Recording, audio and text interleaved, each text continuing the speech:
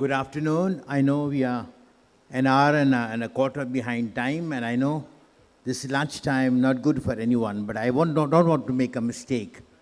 Fools rush in where angels fear to tread. I dare not teach the educated. So please relax. I'm not going to educate you because we're all educated. Dr. Emmanuel gave us an insight of what NEP is all about. I was scared that after he spoke, what would I say? But thank God, he said it himself, that our education system sucks. Why is it so? He said that in so many words, he said that. The question is why? We're getting 60-70% of our students are securing 90% plus. What else do you want? In 2008, when Barack Obama was elected, he said the biggest threat for America's future is India and China, because the education is better than us. So where is the problem of reforming education when our IITs are full? For every single student that we admit, 1,000 students are rejected. All the schools in towns are full, going over, brimming over. So where is the problem? Why this thing was given to me, the importance of pedagogical reforms? Why do we need reforms? Do we need reforms at all? We are a vibrant economy. They're talking about reaching 5 trillion people as if it is something that is going to change anything for us. We are dancing around that we have overcome UK as the third biggest economy, the greatest economy in the world, as if it is going to add anything to us. Let us jump over it. Let us be happy over it. I'll tell you something else. In the USA, in 2021, 178,000 patents were registered. In Japan, 48,000. In China, 28,000. And India, 1,058. Kudos for our education. In every educated country, the scientific development is proven, demonstrated by the number of patents that you register. Because patents talk to you about ideas. Patents talk to you about innovation. Patents talk to you about the change of doing things. Patents talk to you about or demonstrate to you there is education happening out there. But all of us are very happy with what we are doing. So what's wrong with us, what we are doing? I'll give a very simple example. And I love doing this in public. And I'm sure you're going to, if you had stones or tomatoes, you would throw at me. Suppose I have a ball, a sweetmeat in my hand, and another one in this hand, what we normally call ladoos in our language, okay? I have 2 ladoos and I tell my children, see, this is maths. 1 plus 1 is 2. Excellent, very good maths. I put these 2 sweet meatballs together and it becomes 1. What has happened to 1 plus 1? What happened to our maths? Does anyone have an answer here, please? What happened to our maths? I don't want an answer. This is what we teach our children. This is what we teach. If I throw a tumbler, on a hard floor, it breaks. If I throw it on a carpeted floor, it does not break. And we call this glass it is breakable, and a plastic tumbler is unbreakable. Do any of our children understand what they have learned? What truly they have learned? So we are talking, friends, about not knowledge, about competency. Now, what is competency? What are we talking about? And what is it? Have we ever been trained to do that? Long ago, or even today, people believe that our children have to go to school because they will become civilized. They'll have skills. Long ago, a great writer, you know him, Jean-Jacques Rousseau, wrote a piece called the Noah Eloise. And he said, no human person needs to be educated because he has enough in himself or herself to grow up to his fullest potential. So what is education doing to us? Why are we educating our children? And why are we here? I'm sure all of you know why you are here. You are here because you understand there are deficiencies in what we do. There are children, our students are getting 90% marks and they can't get into our college. I run 4 engineering colleges. And when they come after 90% to our colleges, in the first term they all fail. So that every college has to devise a means how to promote them to the next and the next and the next. And 90% of our engineering colleges, we doctor our marks with the internal marks so that their placements after the college are secure. That's why I said education somehow sucks. Because all of us are manipulating to that particular level to prove the education is happening, to prove that our revenues are coming through. That's the end of the story. But all of you, ladies and gentlemen, you are educators.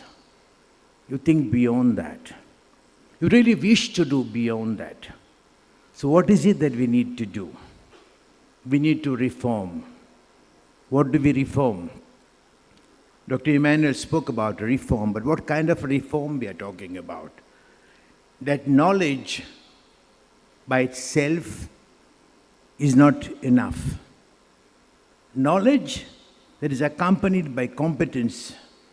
Now, what is the meaning of competence?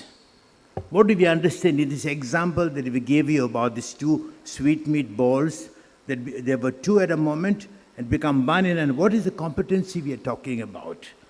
We are trying to explain to the children there are numbers which are fake, but there is something which is real. What is that? Quantities. And never in our education we have the word quantification or quantity in our maths teaching. We don't have it at all. So what do we teach our children? We teach them the tables. That's why Barack Obama is saying India and China will overtake us someday. But we don't need those tables today. We have got the calculators. I was a consultant for the world's biggest firm, Bechtel. And we were in Saudi Arabia or the West Asia, oil is the export, so there are pipes that carry the oil have to be properly welded. We do something that is called X-ray welding. After welding it, there is an X-ray that checks whether there is any crack or there is something that could break the weld. Now, all our Indian engineers would come there and say, we do this, I need to do that, I need to do what's called the polarity, blah, blah, blah. But my American consultant, who was 4th class, he would ask them, can you weld? Can you weld it, please? And they can't weld it. So whereas the idea of having a B.Tech or M.Tech does not allow you to do what you supposedly learned. And you go, look at all the people who we employ after engineering into TCS, Infosys, or Wipro. What do? They are all learning everything again, because all that they have learned in the college and school is useless for them. They learn teamwork. They learn how to learn from peer learning. That's how they make up the software. That, my dear friends, is what we are here about. Experiential learning. What does it mean? What does it mean? There are many words to that. In the present educational reform system in the world, there are several types of that experiential learning. It's play learning, embodied learning, or blended learning, experiential learning. All that means what? That we are able to go beyond the visible.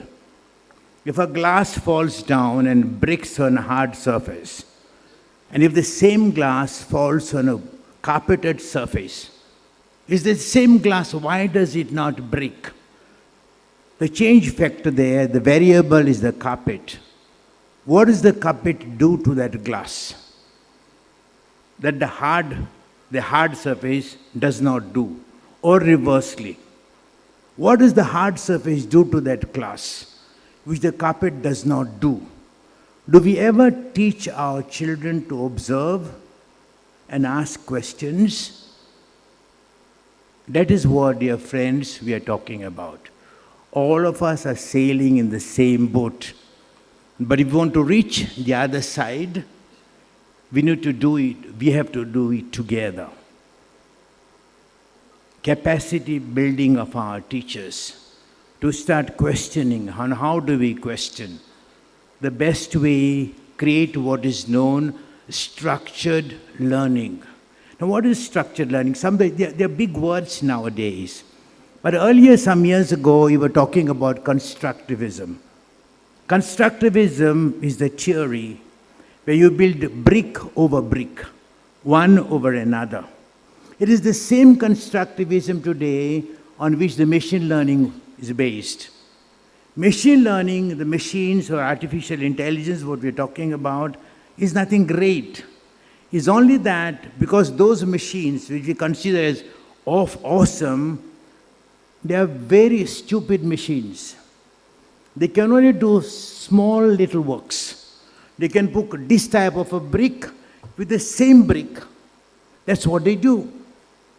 So what we teach our children is to observe, break it down into smaller pieces of what we have observed, and see, question, what has happened? What do we see? And what is it that I do not see? So that's why I said, dear friends, today, I will never make a mistake. As it said, fools rush in where angels fear to tread. I will not teach the educated, but together we can do a great job. By understanding what experiential learning is all about, to teach our children the same old hat, the Bloom's taxonomy. Watch, perceive deeper, ask questions, analyze. Experiential learning is the magic of true learning, which we all know, but we decide not to do because getting marks in a linear way is far easier. Getting our children 90% or 95% is far easier. But asking the child questions would require that I ask those questions myself. In the modern now pedagogic, for example, the University of Syracuse in New York, or University of San Francisco, what they're doing is very simple. They put their teachers together across tables and ask them to discuss every single problem that they teach in the class. What is the problem in what I'm facing? How do I handle this problem? And thus they create what is known structural learning. They create small bricks, one brick over another brick. Once you deconstruct that, experiential learning makes sense. Otherwise, it will not make sense. Look at for example, people, sorry if there are any government servants here. There are people, for example, in our offices, in the government offices, all offices, who know to type. But if you ask them to do anything else beyond typing, they are nowhere. So hands-on learning is different from experiential learning. Hands-on learning does not necessarily teach you. It only teaches you that mechanical skill. Experiential learning is beyond a mechanical skill. Experiential learning is about questioning what you see in your body, around you, and that is how you become an innovator. All knowledge which is not creative, including the language, the speech or the language, Hindi language or English language, which does not create, does not exist. Therefore, there are some, I always give an example, but please don't, I'm an apolitical person. You know, there's a great gentleman in India called Lalu Prasad. I'm sure he's a lawyer by profession, as far as I understand. And I'm sure he knows English. But when he uses an English word to describe something, he uses the best word because he has got imagination. Imagination brings creativity. Creativity makes better language. That, my friends, is what we are asking you to do. So, dive deeper into the experiential learning of NTEB. Come on, take over.